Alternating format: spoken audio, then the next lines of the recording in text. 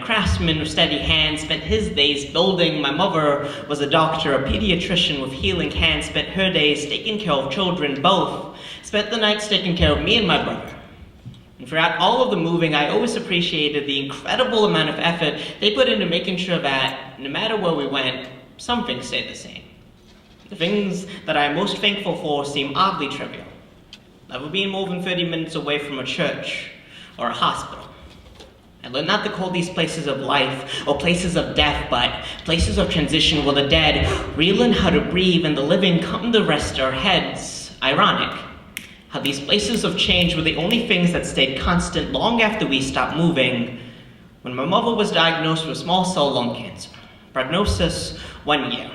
We settled down so she could become a full-time patient.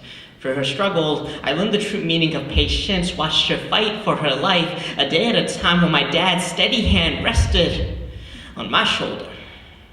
A time we did not spend in churches praying, we spent in hospital waiting rooms where I would overhear stray comments, conversations where someone would say that sterile rooms scare them, would speak of thin needle and sharp scalpel digging into human skin, would say this type of place is unnatural. But if I hear such complaints now, I retort that sterile rooms saved my mother, that thin needle and sharp scalpel allowed a team of doctors to surgically extract 9 years no one knew my mother had in her. I grew up believing that doctors learn modern medicine bit by bit, careful mechanics of the human body. They spend an incredible amount of effort into making sure that the human soul still works.